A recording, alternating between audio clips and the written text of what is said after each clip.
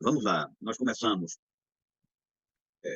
levantando diversos questionamentos e demonstrando a profunda relação entre o que se passa nesse mundo distante, nesse mundo tão isolado, desconhecido, do Vale do Parnaíba, com o centro da economia capitalista mundial.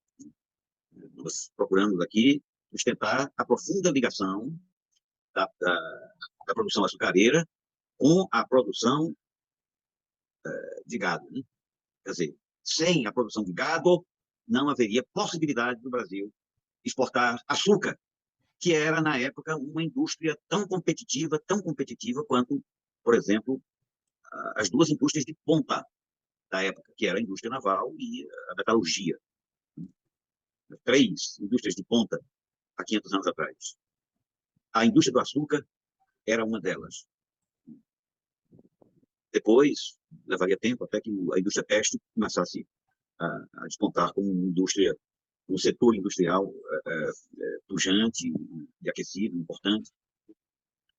Então, é bom reter sempre isso. Não há desintegração entre um mundo isolado, distante, ignóbil, assim, perdido num espaço que ninguém tinha mapa, ninguém conhecia, das selvas dessa região, hoje designada como Nordeste brasileiro, e o interesse central do capitalismo europeu, já com o sistema financeiro buscando o domínio, né? Então, marcamos isso, e eu gostaria de iniciar hoje estranhando, estranhando o descaso, o menosprezo a essa temática da pecuária extensiva. Historiadores mais veteranos, mais antigos, historiadores do passado, alguns poucos, deram importância a isso. Inclusive, digno de nota aqui a menção ao Barbosa Lima Sobrinho, que sequer historiador era, mas era um grande pensador brasileiro, né? Um pernambucano, um grande jornalista, e que, quando novo, se dedicou exatamente à pesquisa do mundo colonial e escreveu um livro que é um clássico, chamado, intitulado Devastamento e Conquista do Piauí. Veja, um pernambucano, há um século atrás, já descortinava a relevância do Vale do Parnaíba para o país. Piauí foi fundamental ao Brasil, eu já comentei bastante em torno disso. Mas por que esse menosprezo a essa temática? Me levando aqui já uma provocação. O piauiense tem vergonha de suas origens, se julga inferiorizado por ter sido neto, por ser descendente do mundo dos vaqueiros. É a questão que eu faço, porque até hoje eu não entendi o descaso da produção histórica, da produção sociológica e antropológica, e mesmo da economia, da história econômica, relativamente à criação extensiva de gado bovino. De passagem, assinalo que é rarefeita a produção literária para, com exceção do Rio Grande do Sul, o Rio Grande do Gaúcho faz questão de se mostrar descendente de criador de gado, mas a criação de gado, a pecuária fundamental ao longo da história do Brasil foi a nordestina, foi a do semiárido. E, no entanto, há uma espécie de rejeição aí. O Ceará, talvez eu já tenha assinalado isso em aulas anteriores, o Ceará se revela assim, mais orgulhoso, né, desse trajeto colonial e se apresenta como uma sociedade oriunda da criação de sensibilidade. Inclusive, isso é motivo de exposição, centros chamados lugares de memória, o Centro Dragão do Mar, por exemplo, sob a orientação de Oswaldo Barroso, que foi meu dileto amigo, inclusive foi meu aluno no programa de doutorado da UFC, organizou durante muito tempo exposições relativas ao mundo dos vaqueiros, enquanto que aqui no Piauí a gente procurava a simbologia referente a isso e não encontrava. Uma coisa estranha, é muito estranho. Por que hoje nós temos programas de pós-graduação, mestrado, doutorado, em história nas universidades, nas diversas universidades, e, no entanto, não há nenhum, de meu conhecimento, de que eu tentei conhecer, busquei teses, busquei dissertações, né, busquei gente que tenha se especializado e encontrei. Por que menospreza essa temática que me parece fundamental ao conhecimento da trajetória, de nossa trajetória histórica? É a questão que eu deixo aí com uma coisa me agasta, e não creio que seja apenas resultante da famosa fragmentação de objetos, ou seja, a análise macro de grandes processos tenha cedido espaço ao detalhe, ao estudo do detalhe, ao estudo sabe, da especificidade. Você olhando para a especificidade, você dificilmente vai entender os grandes processos, né? Tem que olhar os grandes processos sem ignorar as especificidades. Pois é isso. Estranho que não tenha hoje na companhia de doutores e mestres especializados que tenham defendido tese, sustentado tese em torno da pecuária extensiva de gado vacuno.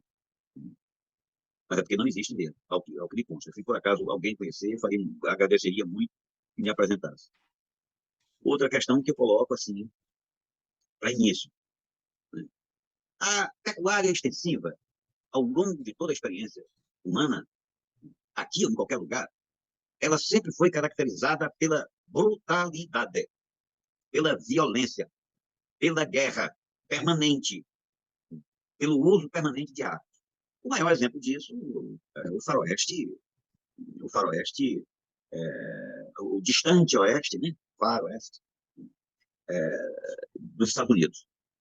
Impressionante como a filmografia norte-americana, ao longo de todo o século XX, e ainda hoje, dá um destaque, né, ao cowboy, ao vaqueiro.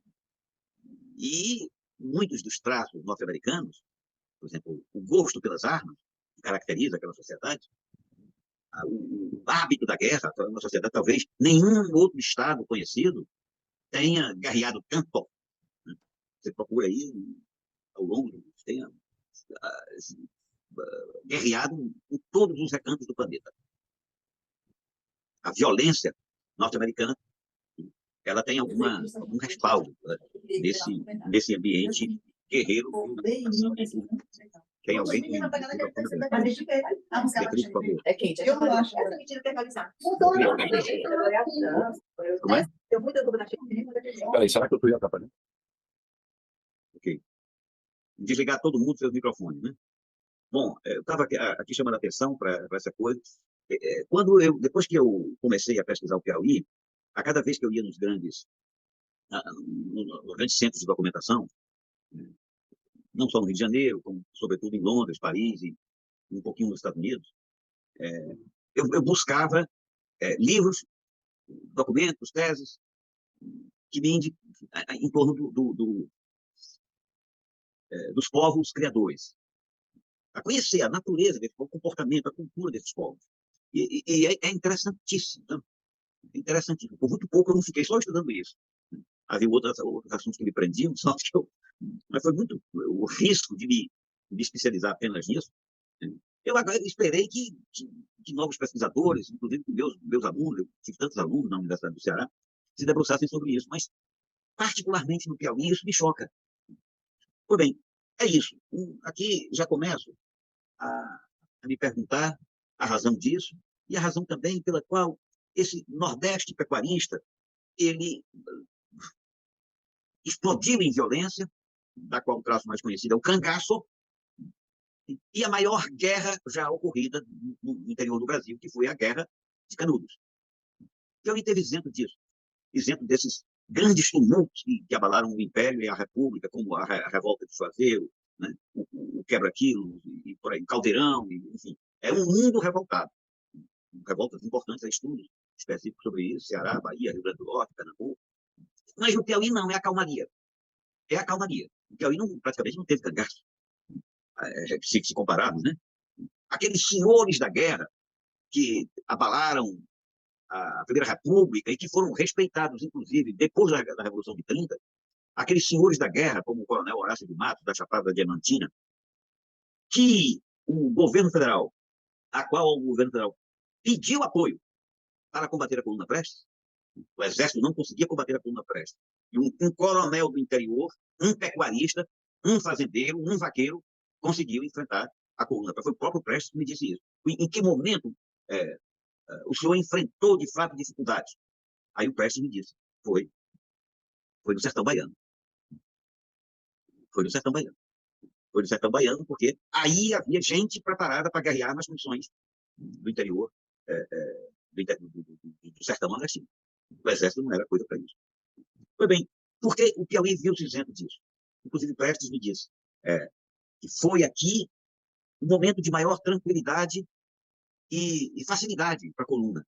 Vocês sabem que a coluna começou lá no sul, né, e percorreu grande parte do Brasil, entrou pelo Maranhão, tudo por aqui, foi um contorno aí, milhares de quilômetros, nunca conseguiu ser combatida, mas ele disse, os momentos de dificuldade foram no Ceará. No Ceará, a gente está nas memórias do Jorge Estava também. O Jorge Estava era o vice-comandante da coluna. Lá eles passaram aperto, fome e aquela tranquilidade, fartura, muita água, muita comida e muita paz.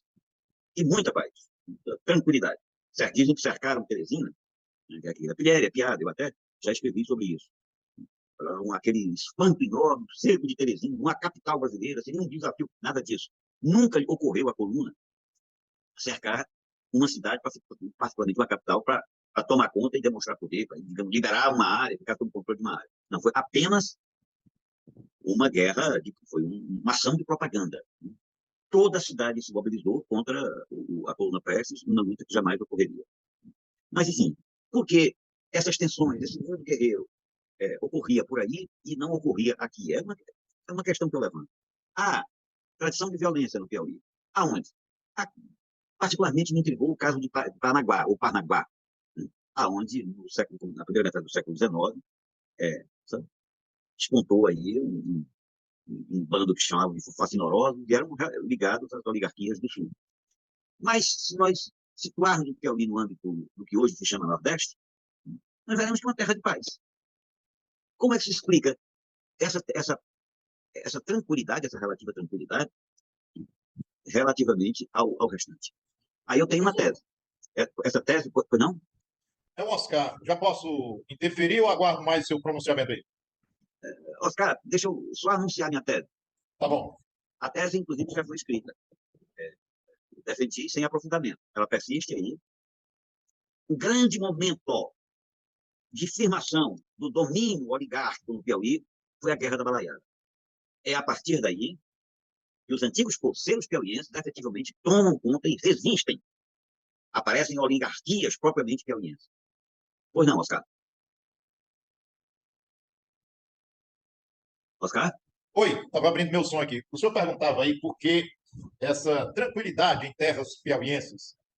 E uma vez conversando com João Cláudio Moreno, um pouco nessa linha que o senhor está trazendo aí, ele dizia, Oscar, mas nós somos uma terra de vaqueiros. E qual é a característica de ser vaqueiro, da atividade de ser vaqueiro? É uma atividade monótona, é uma atividade parada praticamente. Ele solta o gado na roça, na terra, senta numa cadeira preguiçosa ou numa rede e fica a pastorear o gado. Senta debaixo de uma árvore frondosa e fica ali a pastorar o gado. Então você não pode esperar de nós, Oscar, algo diferente dessa mansidão da vida do vaqueiro. Então, eu ouvindo aí, me lembrei dessa passagem minha com o João Cláudio Moreno e queria deixar aqui um pouco do pensamento dele sobre essa questão. Ótima lembrança. Eu acho que todos sabem aqui que João Cláudio é um amigo muito querido, dialoga intensamente comigo, trocamos sempre ideias. Né? Mas, nesse caso aí, o João Cláudio, ele acompanhou uma noção vigente na literatura clássica. Há uma expressão do Camilo Filho, que foi reitor, né, que integrava, o Elbert quer falar, né? Não, pode concluir, Manuel. Eu vou Eu vou só concluir. apenas depois. Então, veja, ele usou, o Camilo Filho usou a expressão mansidão bovina. Mansidão bovina. Caracterizou a sociedade piauiense como uma mansidão bovina. Eu não acompanho essas interpretações clássicas, tal como o João Cláudio fez. Antes, pelo contrário, eu vou buscar explicações, e essas explicações, como eu afirmei na tese aí, Oscar, né? A tese é que, a partir de que, posterior à Balaiada, com o Visconde da Parnaíba, aliado ao Caxias, foi estabelecido um domínio efetivo de oligarquias legitimamente piauienses. Essa é a minha tese, mas nós vamos desenvolver isso, porque hoje a aula se centra nas características da pecuária extensiva. Sobre o sistema de dominação política, nós vamos ter a oportunidade de explorar aí nas aulas subsequentes. Mas, Elbert, por favor. Obrigado, Manuel, obrigado. Eu só queria aproveitar esse corte, ou dois cortes que você fez. Por que a sua imagem sumiu quando você começou a falar? Hã? Sua imagem sumiu quando você começou a falar. Perdão. Então, essa mansidão bovina, aliás, eu tenho um registro histórico a fazer, desculpe se eu me alongar um pouco, mas quando meu pai veio para cá, para o Piauí, o maestro, Aí eu vim visitar o Piauí, sabe, em 78, 77. E aí o símbolo, na frente, havia um balão em frente à reitoria da Federal do Piauí, e nesse balão tem uma árvore fossilizada. A árvore, bom, de um período desses aí que eu não sei identificar. E eu pensei na época, meu maestro, a cultura aqui está fossilizada como essa árvore. Então foi assim um choque para mim, sabe? Que vivia eu, Brasília, enfim, em outras plagas, e aquilo. Então, só para discutir um pouco dessa república, ou dessa mansidão bovina, não é? Mas o que eu queria mais discutir contigo, com vocês todos, é porque a coluna Prestes, muito embora não tenha sido digamos assim, um movimento de controle, de acomodação em cidades, principalmente cidades grandes, mas ela gerou muitos reflexos no Piauí em particular, em Teresina em particular. Não é? Eu me lembro que Odonel Leão da Rocha Marinho, que tinha um irmão, Dom Antonino, eles participaram, a coluna Prestes, me parece, foi em 27, né, que passou por aqui.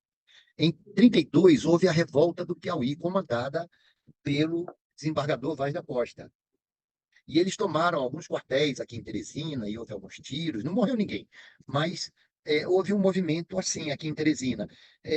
O centro da cidade, onde morava Vaz da Costa e Odonel, Leão da Rocha Marinho, até o quartel do 25, eram 4 quilômetros, de nada. Aí o Vaz da Costa tinha seus capangas lá numa fazenda da Matinha, percorreram pelos trilhos da ferroviária, que não existia ainda a ponte. Então, eles percorreram trilhos que não tinha trem, só tinha estação. Então, é essa a questão. A coluna Prestes deixou um legado. Eu tive contato em vida com em vida dele, que eu ainda estou vivo, dele, Teve Odonel. contato com quem? Com ele, Odonel. Hum. Contato pessoal, e não com o irmão que morreu em Parnaíba, na cadeia. Ele levou um tiro e gangrenou, não sei, Antonino. Mas houve essa revolta em 32, em Teresina, que foi, quer dizer, eu recebi esse livro e doei para TT, para Terezinha, lá no arquivo público. Mas li antes. Mas era tão difícil ler, porque as páginas estavam se desbotando, se esmininguindo ali. E reportei parte dessas páginas no meu texto, por enquanto. Então, eu digo para você que houve, sim, movimento de vanguarda. Odonel, inclusive, ele fundou comigo e participou da comissão provisória de reorganização do PCdoB em 1981. Ele era dentista, já bem cansado da vida, bem mais velho do que eu, mas ele fez parte do núcleo de 11 pessoas que, que, que, que, que participaram da comissão de reorganização do PCdoB no Piauí. Isso é importante registrar, porque ele é uma figura histórica, foi um dentista.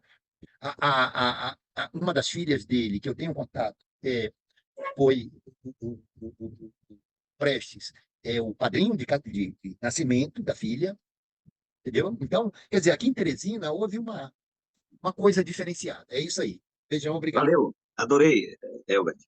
Olha, nós vamos falar da coluna. Inclusive, eu vou passar para vocês o meu estudo sobre a coluna Prestes no Nordeste. Esse, essa, esse trabalho foi publicado em 95, se eu não me engano. Eu vou pedir que as meninas mandem ainda essa semana. Aviso que é uma versão de 95 e que está sendo revisada, vai virar livro. Agora, Elbert, é, a coluna, adianta aqui a tese, a coluna serviu para firmar mitos, firmar legendas, muita coisa, muita referência à passagem da coluna. Do ponto de vista político, o objetivo da coluna foi bem acatada porque foi temida. Onde ela passava, não houve enfrentamento guerreiro no Piauí e muito menos difusão de ideias revolucionárias. Quanto a essa fundação do PCdoB aí, eu lembro demais quando nós nos conhecemos. Né? Eu já era militante do PCdoB desde fazia uma década, estava sendo liberado, aí de repente você chegou para mim e disse: nós estamos organizando o PCdoB. Meu Deus do céu! Meu Deus do céu! E a Amazonas teve falado comigo: já que você está por aí, vá organizar o PCdoB. Eu queria, né, verificar as possibilidades de seguir carreira acadêmica, e a Amazonas diz, já que você está por aí, aproveita para organizar o PCdoB. Aí, quando chega um jovem estudante de Brasília, ele me diz desse jeito, estou organizando o PCdoB. Eu achei gozadíssimo, achei interessantíssimo, e particularmente, Herbert, me, me chama a atenção esse estranhamento seu, da agitação de Brasília, filho da Manuel, que estava lá metido com o Cláudio Santoro, né?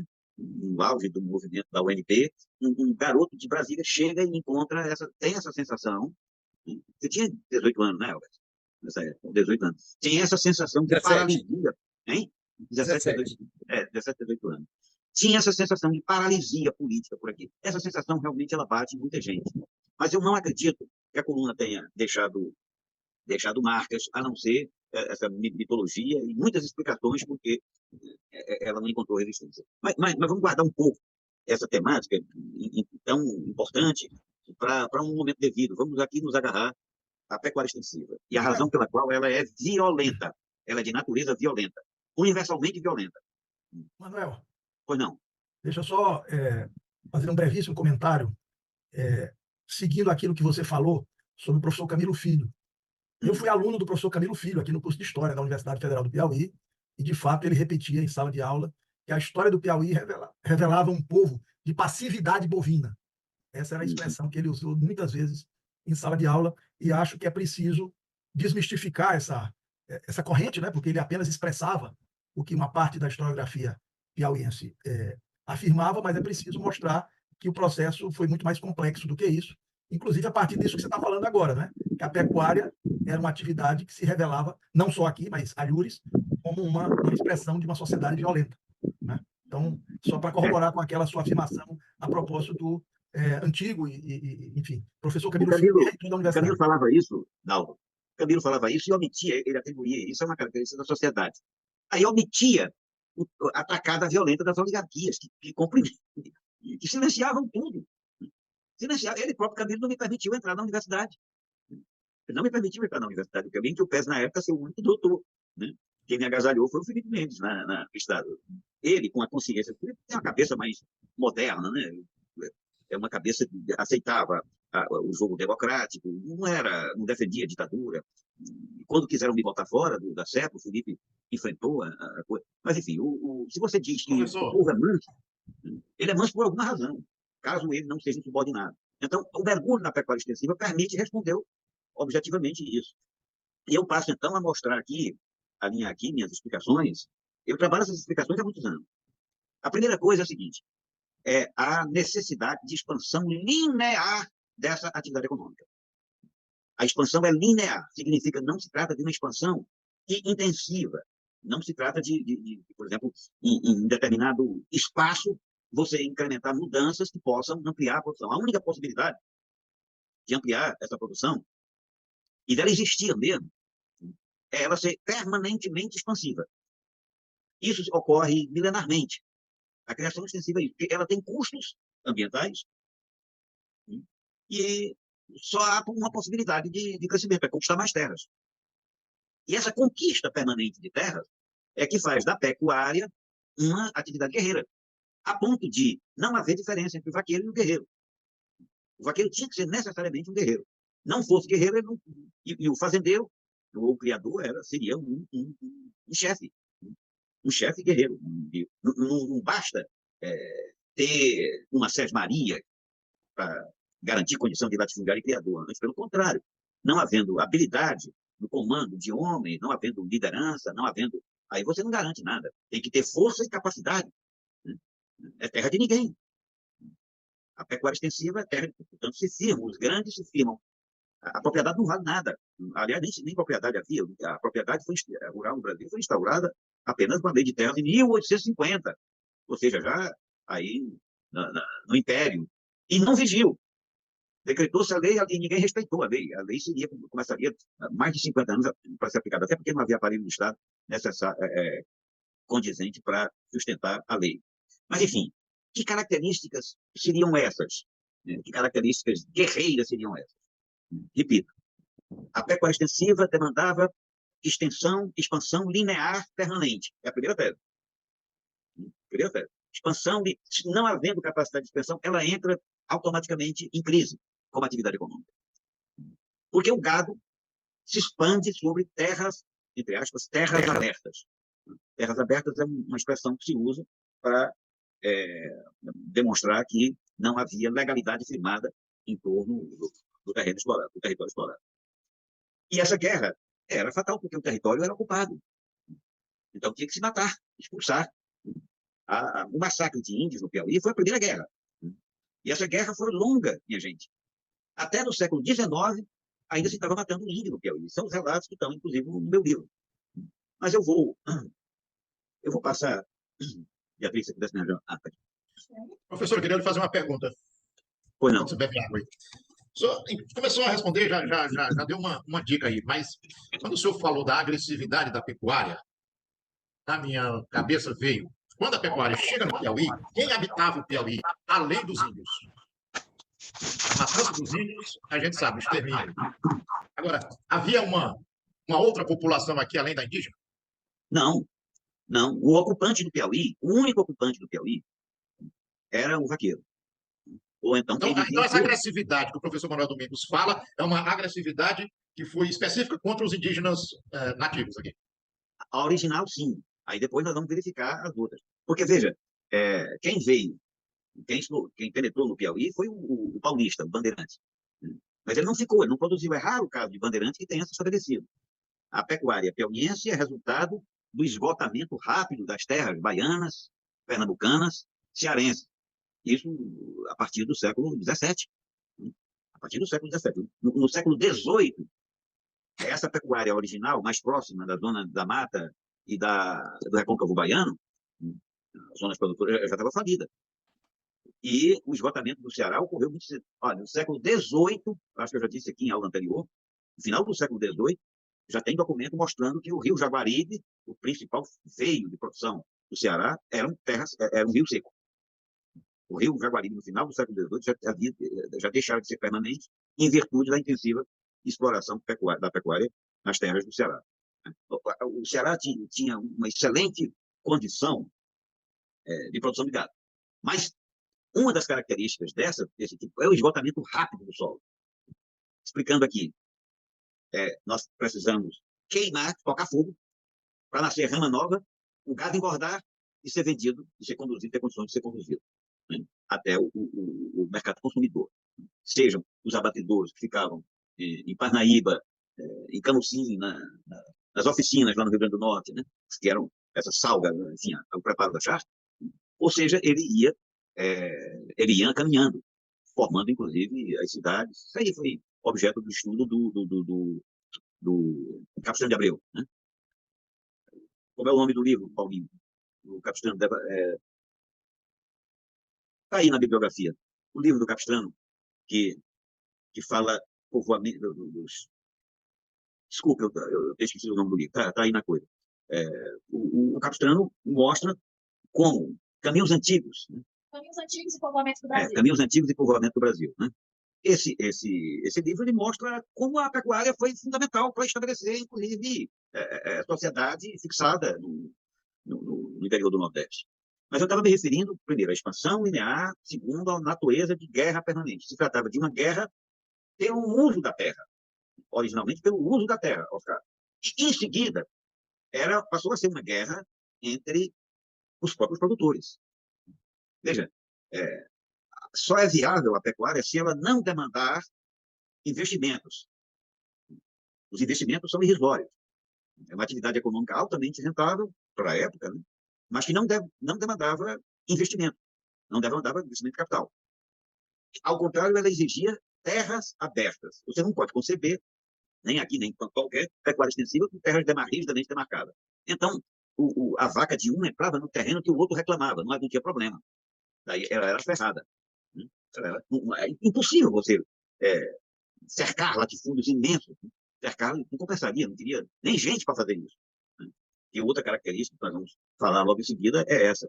É uma atividade fundamental, mas que emprega ninguém. Emprega pouquíssima gente. Se ela empregar muita gente, ela vai à falência. Ela não comporta intensividade de mão de obra. ela tem um grau de exploração dos recursos naturais elevadíssimo. Portanto, é um mito, é uma mentira, é uma lenda. Esse negócio de dizer que o gado se adaptou bem. Não, não é verdade. O gado é uma coisa estranha àquela natureza. E então agrediu profundamente a natureza.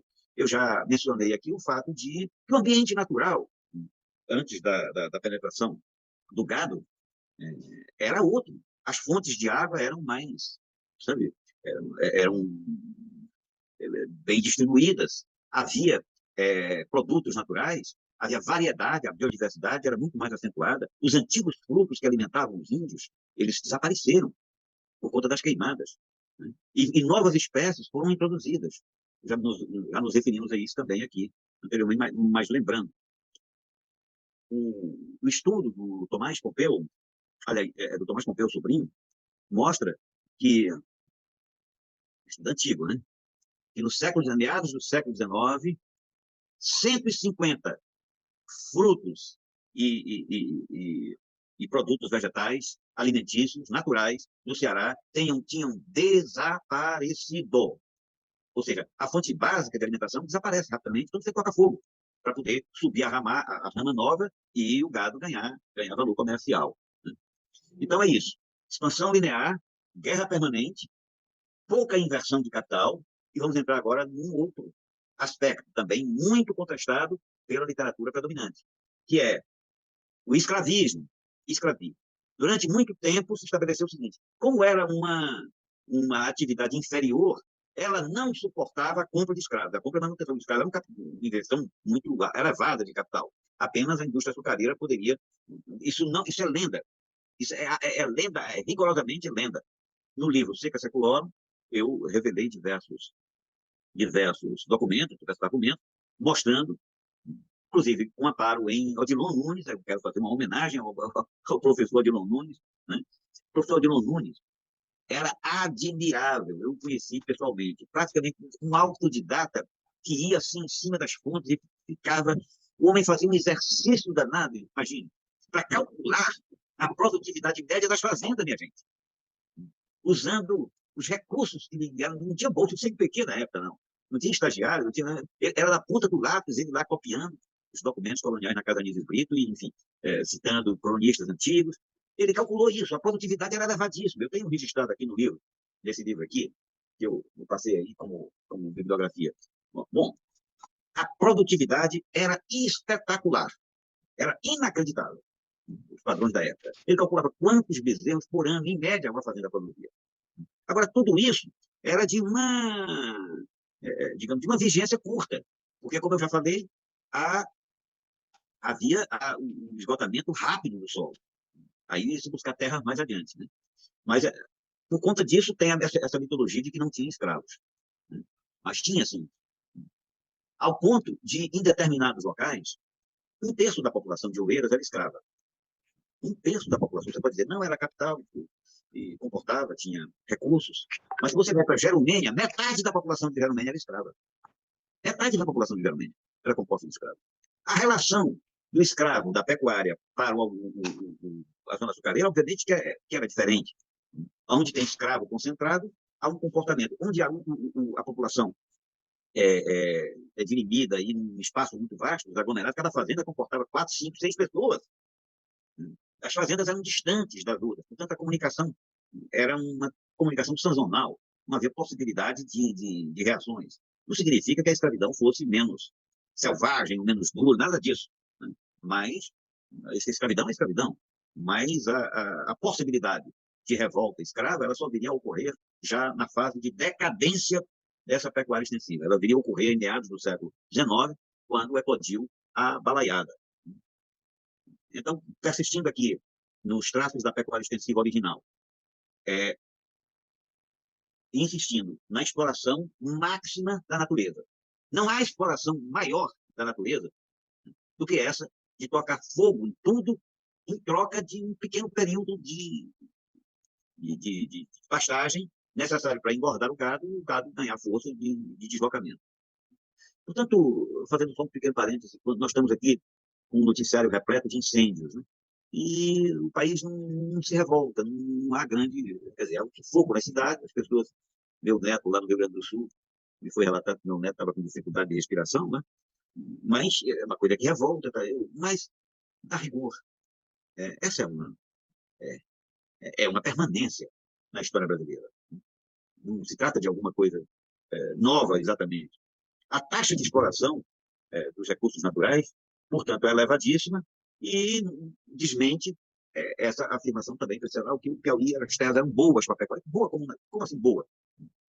As condições do Piauí foram profundamente alteradas em virtude disso. Agora, obviamente que isso ocorreu no período posterior à alta exploração do sertão baiano, pernambucano, cearense e paraibano. E quando já estava degradada a condição, o semiárido dessa faixa, desse estado, aí veio para o chamado meio norte aqui, a disponibilidade de água era superior, na primeira aula, na segunda aula já vimos isso, né? A oferta d'água era bem superior, as condições eram diferenciadas, e é isso. Agora vamos entrar um pouco na fase de decadência dessa pecuária, né? Essa fase de decadência, ela começa quando dá intensividade da exportação do charque. Ou seja, é no auge de Parnaíba, a charqueada de Parnaíba, representa o apogeu da exploração pecuarista. Elas representam já a decadência. Por quê? Se o gado era conduzido caminhando, o comércio era menos intensivo. Se o gado é morto aqui, é transformado em fardos, exportado, aí, obviamente, que o volume é multiplicado. E, portanto, a demanda muito superior. Essa demanda superior implicava em a absorção de mão de obra.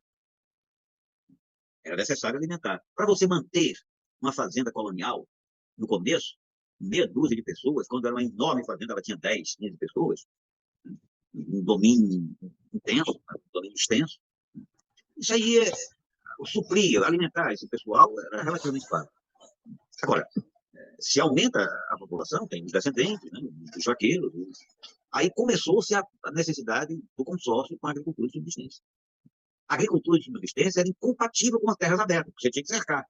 Tinha que cercar para produzir arroz, milho, feijão, hortaliça nem se fala. Mas isso aí já é investimento.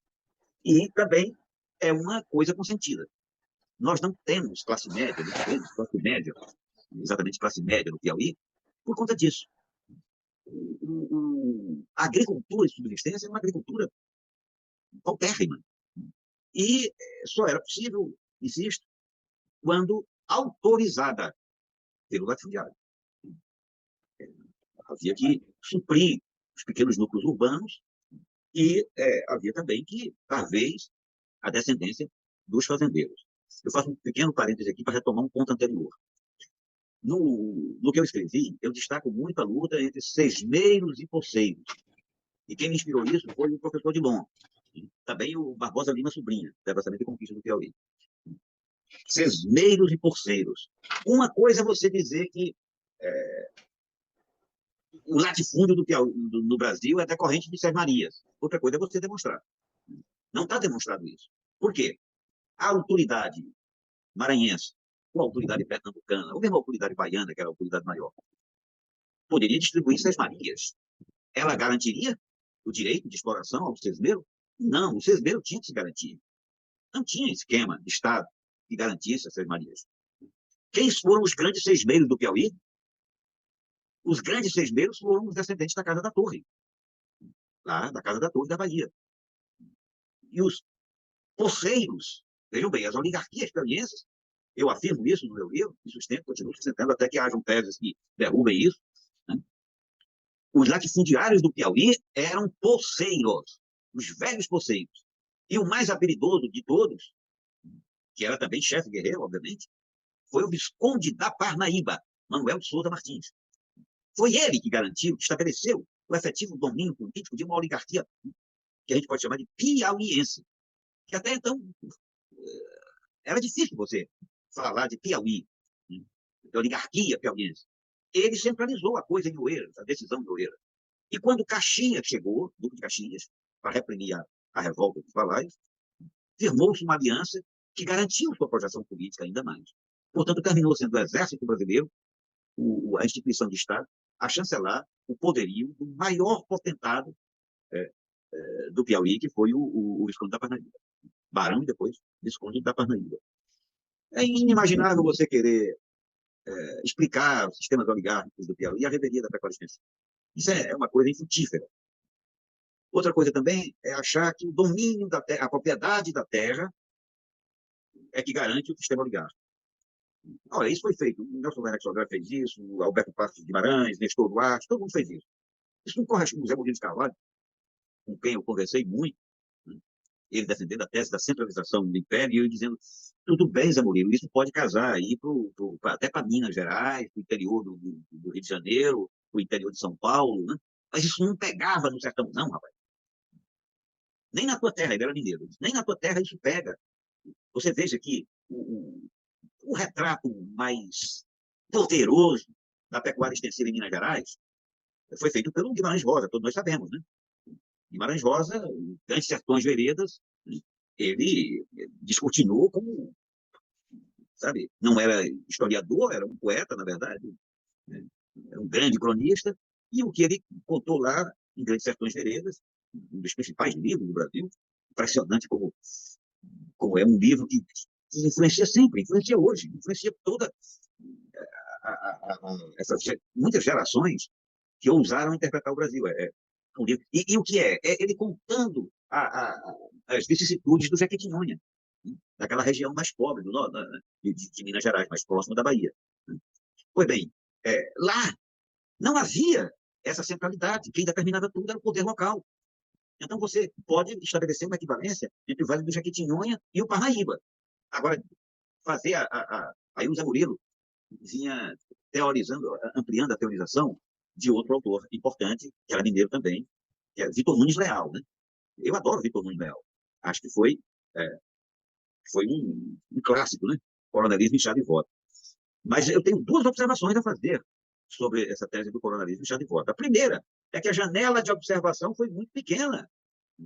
Ele observou a zona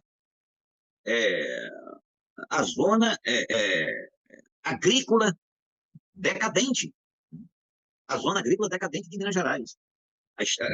O campo de observação do Vitor Nunes Leal foi pequeno. Eu não vou falar hoje extensamente do coronelismo em chá de voto, mas eu também publiquei sobre isso. A publicação, inclusive, até me rendeu certos convites, foi por conta dela que eu terminei indo aos Estados Unidos, à Universidade da Califórnia, e, enfim, eu me opus ao conceito de coronelismo. Eu bati nesse conceito. Aqui no livro tem alguns elementos, mas tem artigos publicados no qual eu sustento com mais sistemática. Pois bem, aqui, voltando aqui ao ponto, o sistema de dominação oriundo da pecuária, ele precisa de maiores estudos e, sobretudo, de se ver livre de certas interpretações, de certas ideias fixadas que não resistem. Não resistem. O domínio oligárquico do Piauí não deriva essencialmente ou apenas do domínio sobre as terras. Ele demanda capacidades, ele demanda arte, demanda capacidade de articulação política, organização de trabalho assistencial. O coronel não deixava nunca de exercer o seu papel social. E quem melhor o exercia, quem melhor articulava, levava. Quem foi que melhor articulou? Vejam, a capacidade política extraordinária do coronel Pedro Freitas, que eu tomo como protótipo do mandão no Piauí, né? Porque a família dele, de fato, foi insuperada no exercício do domínio. Ele começa na Primeira República e vai até muito recentemente. Só para agora com o Napoleão e Freitas Neto. Paulinho, quer falar? Paulo Gutenberg? Paulo, fale para a gente, não fale só com o seu microfone, não. Abra o microfone. Paulo, seu microfone está fechado. Ok? Ok. Desculpe aí, eu cheguei um pouco atrasado e peço desculpas por isso. Aí. E já estou pegando o bonde andando aí, Manel. E então, boa noite para todo mundo aí que está ouvindo essa excelente oportunidade de discutir várias coisas, vários conceitos na nossa história. Eu queria fazer logo, de cara, uma indagação para você. Não sei se você pensa Ah, eu já pensou sobre isso. Se fala muito que você acabou de dizer que é preciso a gente não repetir várias mitologias historiográficas, né? Em relação à explicação histórica do Piauí. Eu vejo bastante, isso ocorre em várias décadas, né? Em várias temporalidades. Uma narrativa excessiva focada na pecuária, né? Como se a agricultura não existisse, ou até mesmo um extrativismo, né, vegetal ainda na época colonial. Se você perceber bem, a alimentação do gado era extrativista, né? Porque não existia forrageiro, digamos assim. Existia os prados, né? Os capins, o mimoso, etc., que alimentavam o gado, né? Não sei também se havia uma plantação de não sei também se a alimentação do gado era apenas natural, né? Aí também é, a questão do trabalho, né? O trabalho que cuidava não só que era atividade não apenas na pecuária, mas havia atividade e trabalho, né, na agricultura. Porque tudo bem, no Piauí não tinha essa agricultura, essa plantation, né? Mas por que se dá pouco valor à agricultura de subsistência se ela está, se ela está alimentando os trabalhadores, né? Seja o trabalhador escravo, né? Seja o trabalhador indígena, que também foi apreado e constitui o primeiro ciclo econômico do Piauí, né? A escravidão indígena, né? O apreamento. Né? E porque tanto o apreamento indígena quanto a agricultura de subsistência, elas são negligenciadas. Né?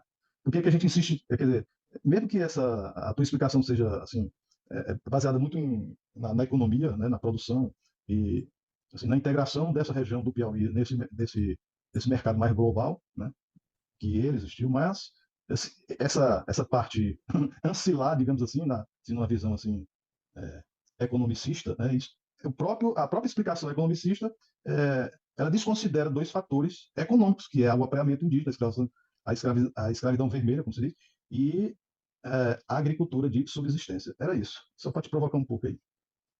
Valeu, Paulo. Olha, eu acho que são dois consórcios fundamentais que essa pecuária extensiva estabeleceu. O primeiro foi com a subsistência. Mas quando ela precisa de se consorciar com a subsistência, ela já está em decadência.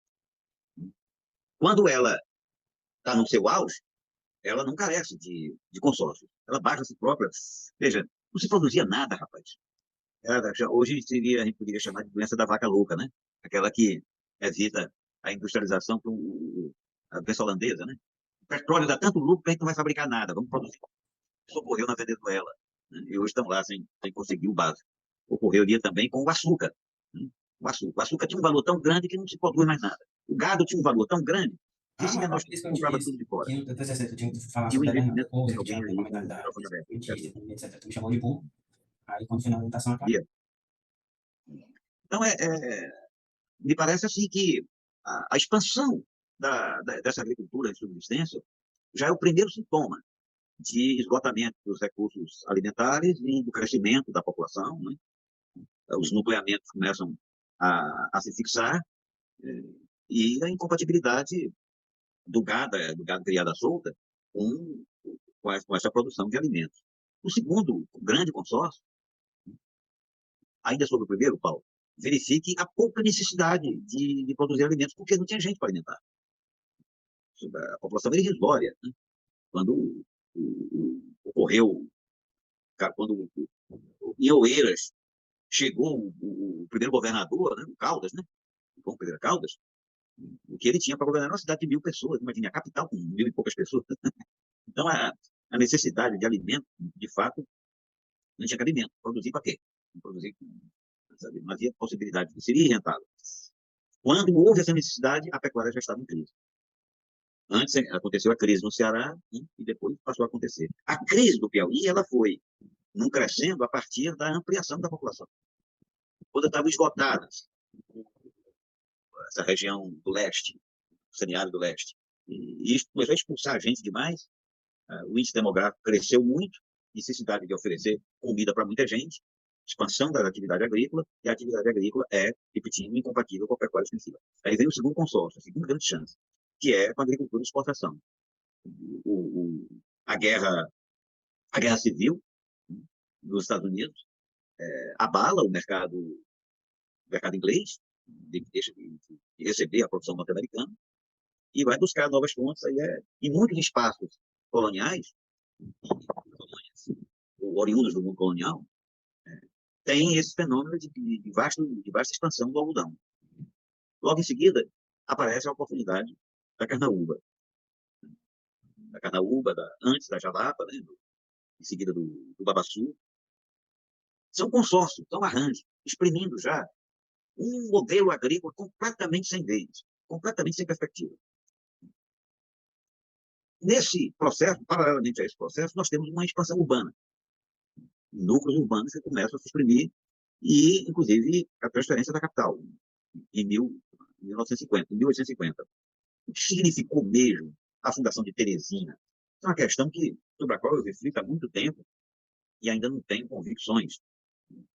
Mas, para mim, eu continuo com a opinião firmada de que representou uma vitória dos poceiros, das oligarquias legitimamente piauienses.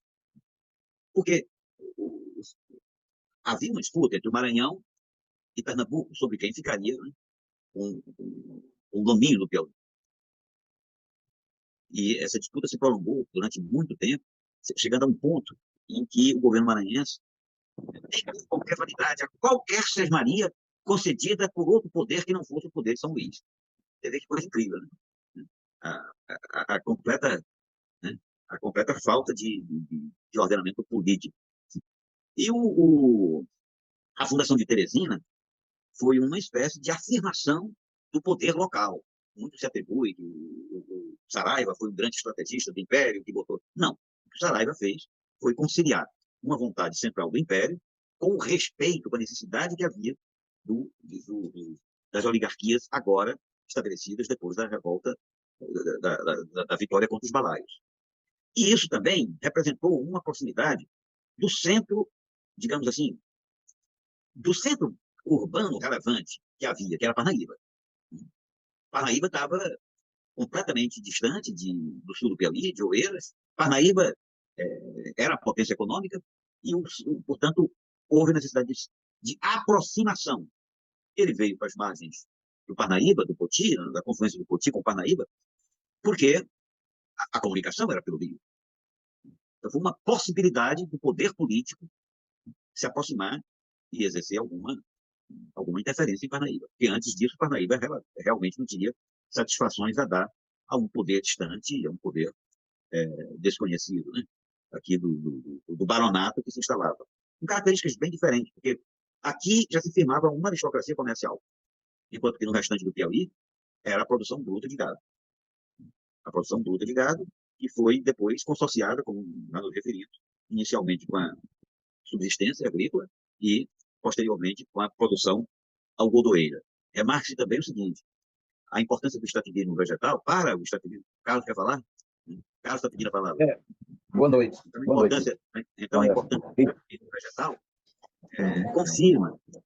confirma a relevância de Parnaíba e a necessidade de aproximação do poder. Enfim, são ideias. Eu acho que essas temáticas precisam ser mais exploradas. Eu estranho demais que a produção historiográfica fique estancada, não haja realmente, as universidades não produzam coisas novas em torno disso. Carlos, por favor. Boa noite, né? Eu percebo que esse curso está cada vez mais se agigantando, né? Que maravilha, estou gostando cada vez mais. Manuel, com relação, quando você se refere aos cismeiros, pulseiros, Ao quê? aos cismeiros e pulseiros, Pois não. né? Eu fico me reportando à questão dos vassalos e os suzeranos. O Brasil já nasceu me parece que sob a égide da dominação, né? E a pecuária não foi diferente, assim como não foi diferente o ciclo do açúcar, de outros. Eu percebo que sempre estamos em meio à dominação, seja ela econômica, seja ela política, seja ela da ordem social, né? Nós temos isso eu estou me referindo à humanidade como um todo, não apenas somente no caso da pecuária extensiva. A pecuária, como a charqueada, como o ciclo do gado, do açúcar, foram apenas consequências, né, Agora, Manuel, por exemplo, quando os vassalos e suzeranos, eles tinham alguns hábitos que eram muito praticados também pelas sesmarias e os poceiros aqui no Brasil. Ou seja, da arrogância, da dominação em todos os sentidos. É tanto que naquela época, quando os vassalos recebeu os suzeranos nas suas propriedades, por onde eles caçavam javalis, né? E eles quebravam as plantações, ignoravam de qualquer natureza o que estavam fazendo. Eles queriam caçar o javali e passavam por cima de pau e pedra. Então, assim, eu queria saber o que você tem a falar sobre, principalmente nesse tema de hoje tão importante, todos os temas tão importantes, mas sobre a pecuária extensiva, o que significa exatamente essa dominação estar sempre tão próxima, né? Então, você se referiu, por exemplo, sobre a paz no Piauí, sobre a violência. Eu até caracterizaria como violência e valentia. Eu tenho comigo, isso é uma observação pessoal. A figura do vaqueiro, para mim, é uma espécie do nosso cavaleiro medieval, né? É tanto que, cantado e decantado ali pelo Luiz Gonzaga, Quinteto Violado, sobre a figura do Raimundo Jacó, né?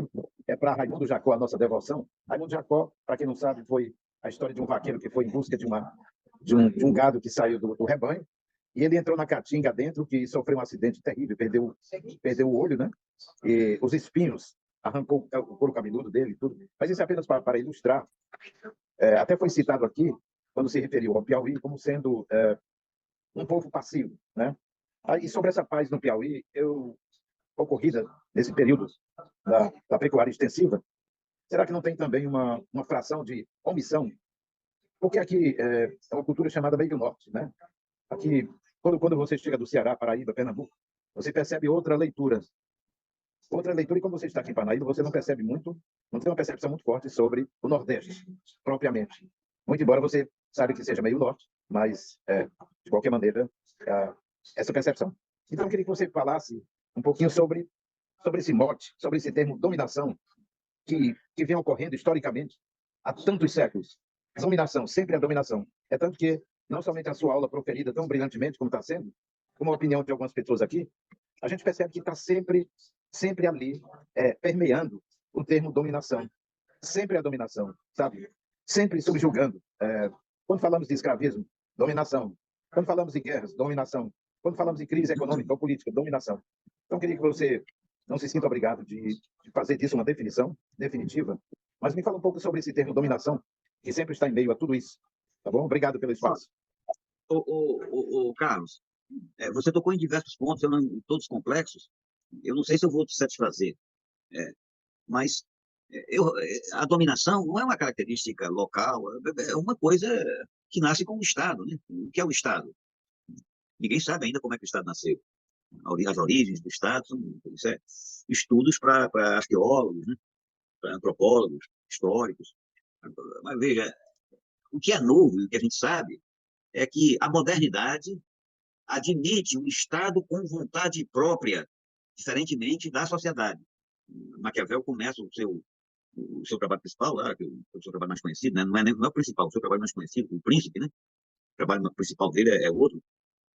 Em 1513 ele diz, estou repetindo as primeiras frases aqui do Príncipe: todos os estados, todos os domínios que se exercem sobre a sociedade, ou seja, acolá ele estava marcando o seguinte: Estado é Estado, sociedade é sociedade. Portanto, quando nós falamos em dominação, ela é universal, ela ocorre onde existe sociedade organizada. Esse é o primeiro aspecto. O segundo aspecto é essa transposição da figuração imaginária das condições europeias para cá, inclusive a importação de figuras do feudalismo. Isso vigiu durante muito tempo, sabe? Os antigos autores, e começou a contestação a isso, começa em meados do século XX, e um dos expoentes foi o Caio Prado Júnior, né? O Caio Prado Júnior foi um dos... Agora, muita gente acompanhou, inclusive autores importantes, como o Nelson Alex Sodré, no campo da esquerda, ele teve muita influência. Eu, sinceramente, não acompanho essas interpretações. Não? O feudalismo não ocorreu no Brasil. Nós não poderíamos imaginar senhores feudais em terras desconhecidas, em terras de expansão, em terras coloniais, em terras abertas, em terras de luta contra o ocupante. O feudalismo se caracterizava por domínio sobre uma população estabelecida, não um domínio sobre uma população que estava se estabelecendo. Além do que, o feudalismo pressupõe uma capacidade de articulação política que era inimaginável em terras americanas. Não houve transposição. O feudalismo ocorreu na Europa, inclusive com muitas variedades de feudalismo na Europa, o feudalismo não era um só, paralelamente ao desenvolvimento de atividades artesanais que aqui eram desconhecidas. Enfim, as comparações são difíceis. Eu não transporto as análises para o mundo rural, do mundo rural europeu para o nosso mundo americano, porque empiricamente, teoricamente, ela encontra muitas barreiras. Era isso que eu poderia dizer. Você levantou diversas questões, mas que eu estou falando aqui, viu, Carlos? Não é nenhuma novidade, não. Qualquer estudante de história hoje é obrigado a ser introduzido nessa discussão de que da limitação do modelo de sociedade, das comparações entre o modelo de sociedade europeia, do medievo, com ocorre aqui, como se a sociedade nascente fosse regredir para um período anterior ao período moderno. Se nós surgíssemos de forma atrasada relativamente à Europa, quando isso aqui exprimia, veja bem, exprimia o avanço da sociedade europeia. A colonização da América refletiu o avanço do capitalismo europeu. Somos frutos do desenvolvimento capitalista da Europa. Nascemos para alimentar o processo de produção de mercadorias já sob o domínio financeiro crescente. Quem possibilitou as grandes expedições para o domínio desse continente, a Companhia das Índias Ocidentais, foram os financistas do norte europeu. Quem competiu aí pelo domínio da principal matéria, do principal produto, dessa indústria de ponta, dessa indústria extraordinária que foi o açúcar, foram os holandeses. Os holandeses competiram com o mundo luso, né? Enfim, isso aí está bem registrado. Portanto, eles já tinham vencido essa etapa do feudalismo europeu, porque nessa época já estava prevalecendo o absolutismo. Então, é uma teoria muito difícil de ser acompanhada para quem estuda empiricamente a história, eu não digo nordestina ou sertaneja, mas a história em geral. As condições eram totalmente diferentes. Nós tínhamos aqui o europeu lutando contra os povos originários. Isso não ocorria por lá. A noção de suzerania aqui é impraticável. Impraticável. Mas, enfim, nós estamos chegando ao final. Tem alguém mais que queira se manifestar ou queira colocar a questão? Eu queria terminar aqui afirmando algumas coisas. Dalton, quer falar? Manuel, me permita só. Não. Acho que essa questão sobre ter existido ou não feudalismo no Brasil, você foi perfeito, eu já sigo essa em homenagem ao Caio Prado, né, que foi talvez quem mais se destacou na contraposição a essa tese. Mas eu queria, Manuel, a propósito do que o Capistrano chamou de a sociedade do couro, né, destacar Odilon Nunes. Né? Odilon Nunes, basicamente, teve duas grandes referências para escrever as suas pesquisas da história do Piauí, que foi o Capistrano de Abreu e foi o Caio Prado. Né? Ele se esmerou muito nesses dois autores. Mas eu não queria tratar disso, eu queria citar um pequeno trecho. Não sei se você estava aqui quando eu homenageei o... Sim, eu vi sua homenagem, é por isso que eu estou agora aqui reforçando a sua bela homenagem ao mestre Odilon.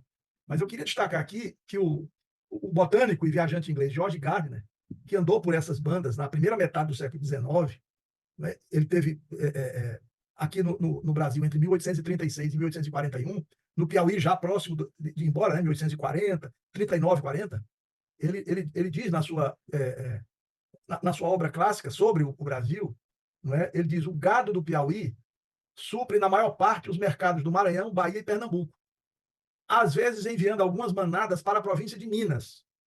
O gado é geralmente de grande porte e de cores muito variadas. Os chifres são longos, pontudos e espalhados. Ou seja, muito do que depois viria a escrever o próprio Capistrano, o Caio Prado e o próprio Odilon, encontra, né, nesses viajantes, nessas fontes extremamente importantes da historiografia, trechos como esse que revelam o que era o Piauí ainda, a pujança da economia piauiense a partir da pecuária, ainda na primeira metade do século XIX. Era só isso que eu gostaria de dizer. Valeu, Dalton. Para contribuir. Obrigado. Valeu, Dalton. Na aula passada, eu citei talvez os viajantes que mais escandalizariam o senso comum hoje, né, em torno da história do Piauí. Eu citei Spix e Marços, né?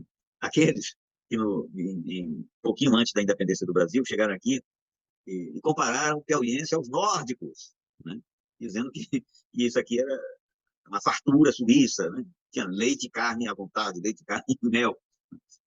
Essas noções de terra miserável, de terra acabada, terra sem futuro, sem oportunidade, sem perspectiva, que são desmontadas por essa documentação. Muito mais produtiva, muito mais consequente, muito mais responsável, é nós mergulharmos nos processos vivenciados nessas terras que permitiram que chegássemos à condição atual. E, nesse sentido, não tem como fugir do estudo, de fato, concreto da pecuária extensiva. O ciclo do gado que você falou do Capistrano, logo no começo do curso, eu disse que ia me afastar dessa noção, porque não dá para a gente medir quando começa e quando termina. O ciclo tem que ter, né? Então, o Celso Furtado, o Capistrano, se baseando nisso, a civilização do couro, o ciclo do couro, o ciclo do açúcar, do café, sem determinar exatamente quando começa e quando termina, fica muito difícil. Além do que, é o seguinte, se acaba, por exemplo, a importância do gado bovino para manter a sociedade litorânea. Não obstante, a importância continua para a manutenção da sociedade local. Normalmente, esses ciclos são definidos a partir da relevância para o interesse externo. Para o interesse externo. E, acredito eu, que é um critério muito limitado. O debate com o Celso Furtado é exatamente esse. Acho que o César está aí, né? O debate é isso. E obviamente que o Celso Furtado ele operou num momento em que o desconhecimento do sertão era muito grande. Nos anos 50 ainda, e que ele deu contribuições extraordinárias para explicar a situação de uma economia regional, mas não entrou, obviamente, na especificidade do sertão, em que ele ter nascido do sertão. Já um autor, eu convivi com o Celso Furtado apenas quando eu era estudante em Paris, né? Tive algumas aulas com ele, no IE10, mas com quem eu tive aproximação dele, inclusive convidei para vir aqui diversas vezes ao Piauí, enfim, e tive com ele em muitos lugares, trabalhando durante anos, nós trabalhamos juntos, foi o Chico de Oliveira, né, que era amigão do Celso Furtado. E o Chico de Oliveira, logo que viu as análises da pecuária extensiva que eu apresentei a ele leu o Seca Seculorum, ele leu também, morrendo de rir das conversas com o Pedro Freitas, né? Ele bolava de rir, porque realmente um dos momentos preciosos do livro é a conversa. Aí o Chico de Oliveira logo compreendeu, cara, é isso mesmo. Nós teorizamos sobre a economia regional um pouco lastro empírico sobre o semiárido. E eu acho que esse pouco lastro, Dalton, ele persiste. É chocante. Agora, eu fui procurar, perguntar quem é que sabe, quem é que tem, eu liguei para o Ceará, né? Quase não tem produção sobre a história da pecuária extensiva, sendo a pecuária extensiva uma atividade que justificou, de fato, a ocupação do espaço, né? Cujas marcas estão aí, que alterou profundamente a fisionomia natural, sabe? E que, enfim, precisa de ter um destino, sabe? Esse sertãozão precisa ter um destino. Era isso. Alguém quer se manifestar ainda? Nós vamos continuar falando sobre os vaqueiros. Quando nós começarmos a estudar o sistema oligárquico, inclusive, pormenorizadamente, o coronelismo, adentrarmos no conceito de coronelismo e os outros fenômenos, obviamente, nós vamos precisar desses elementos que estamos avançando agora nas primeiras aulas sobre o processo colonial. Nada do que foi dito até agora foi dito gratuitamente. Vamos, ao longo do curso, procurar amarrar pontas, sem querer dar explicações cabais, porque, de fato, o conhecimento é muito restrito, é muito pequeno, né? Eu mergulhei nesses estudos há 40 anos, depois... Manuel, por gentileza, é só um esclarecimento, sem gerar debate nem discussões. Com relação, quando eu falei a dominação, eu quis me referir realmente ao aspecto humano mesmo, entendeu? Eu não quis transferir, ou pelo menos transplantar a cultura que se fazia na Europa, da que se praticou e pratica aqui no Brasil, entendeu? Porque lá também tem dominação, aqui temos também dominação, né? Eu quis me referir mais ao termo universal dominação, e a gente percebe que ela está presente sempre ao lado do ser humano, em todos os aspectos.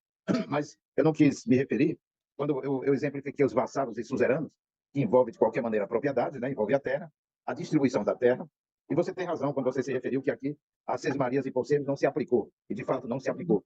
Mas apenas eu quis mencionar que esse termo dominação funciona quase que como uma ferida humana, entendeu? É como se você não dominar, é como se faltasse algo, é como se ficasse algo inalcançável, né? Eu penso que a humanidade não deveria caminhar com fins de dominação, mas com a sua regularidade, né? O que eu chamo de regularidade seria o consenso, né? O consenso para que a gente, por exemplo, quando você fala do Piauí, com toda essa bagagem que você tem, eu fico pensando, o estado do Piauí foi um estado usurpado, não só através do gado. O Piauí foi usurpado sob muitos aspectos. E nós temos que ser muito claro, né, de evidenciar uma coisa. O estado do Piauí continua sendo um dos mais pobres do país. Não podemos esquecer desse detalhe. Embora tenha tido uma fase chamada clássica, seja lá o que for, em que pese a presença de algumas famílias estrangeiras que estiveram por aqui, mas nós temos que ser muito claros. Daquela mesma forma que eu entrei numa conversa com você a respeito do Ceará, o Piauí precisa buscar a sua transformação, né? Se ele foi usurpado, se ele foi e continua sendo, é preciso que haja uma transformação, porque senão a gente vai permanecer num discurso estéril e prolongado pela eternidade, né? Então não vale a pena a gente ficar apenas num discurso, né? De discurso, que isso é neurose. Então, gente, claro, eu como uma pessoa que moro aqui no estado do Piauí há 14 anos, né? Cheguei do Ceará há 14 anos, eu percebi de cara toda essa situação por onde precisa se transformar, não só o Piauí, a humanidade precisa se transformar, né? Mas em decorrência de tudo isso, a primeira coisa que eu cheguei aqui quando escutava, assim, popularmente, era assim, aqui é a cidade do já teve, né? E não é preciso nem muita explicação para entender o que isso significa, né? Já teve uma aristocracia, já teve não sei o quê, já teve isso. Mas ninguém pode viver em função de passado, né? O passado é para se repensar, não é para não é para enterrar o pé e ficar lá, né? Então é isso. Eu queria só esclarecer esse termo dominação, né? Eu não quis transferir intrinsecamente e misturar os polos, né? Porque hoje a gente sabe que, se você chegar na Austrália, você sabe que 6 pessoas administram uma fazenda, que no Brasil seriam preciso 300 pessoas. Isso significa um grau de evolução que a própria história, né, sempre mostrou, tá bom? Obrigado, Manuel, mais uma vez pelo apoio. E é isso, o termo dominação que eu estou me referindo aqui, ela cabe à realidade europeia e cabe à realidade brasileira e à realidade humana, né? Então, assim, eu não quis realmente, digamos assim, trazer a Europa para cá e por outro, não, né? E compreendo quando você se referiu sobre a aproximação da violência na pecuária, isso aí sempre foi, né? Eu sou de uma geração que nossos heróis eram os cowboys, eram os faroestes que matavam índio, né? Então, tudo isso está latente em nossas cabeças. Obrigado, Manuel. Carlos, quem acompanha esse curso tem informação muito heterogênea. Por exemplo, para quem estudou história, quando se fala em dominação, não está imaginando que há sociedades que desconhecem tal fenômeno. Alguém que estudou história parte desse princípio. Ao tempo em que o termo dominação, para quem estudou agronomia, enfim, não teve aproximação com estudos sociais, ele vai, talvez, imaginar outras coisas, vai ser, talvez, mais licencioso. Então, é natural que a gente, nesse curso de público tão heterogêneo, a gente seja obrigado, a volta e meia, estar avançando os conceitos que estava previsto no curso desde o começo. Aqui, você me deu a oportunidade de mostrar o seguinte. Primeiro, não há sociedade que se desenvolva sem dominação, ou seja, sem Estado. Não se conhece quando o Estado foi originado. Há especulações, até isso aqui, mas ainda não estão descritas as condições nas quais esse Estado emergiu, se consolidou. Não estão previstas datas ou possibilidades de nós termos sociedade sem Estado. Temos aspirações, temos teses e tudo. O confronto entre Estado e sociedade é um confronto permanente e universal. E, do meu lado, pelo menos da minha posição de marxista, eu luto e torço para que a sociedade consiga dominar o Estado. Não se deixe dominar pelo Estado. Essa é a minha perspectiva libertária, a perspectiva de quem luta por transformações mais radicais. A conquista de um Estado pela sociedade é uma grande bandeira, nunca foi assim, materializada, mas, enfim, nós vivemos de esperança e essa é uma luz que... Obrigado, Manuel, pelos comentários, meu. Obrigado. Que movimenta toda a luta social, né? Enfim, repetindo, há um embate permanente entre Estado e sociedade. Né? O Estado precisa estar a serviço da sociedade e não dominar a sociedade a serviço de poucos, né? de quem tem as rédeas. Vamos encerrar por aqui, a conversa não acaba, a conversa vai ter prosseguimento na próxima quinta-feira. Uma alegria, pessoal. Dia. Então, Um abraço, boa noite, viu? Um abraço para todo mundo aí. Boa noite. Boa noite. Boa noite. Boa noite. Valeu, tchau.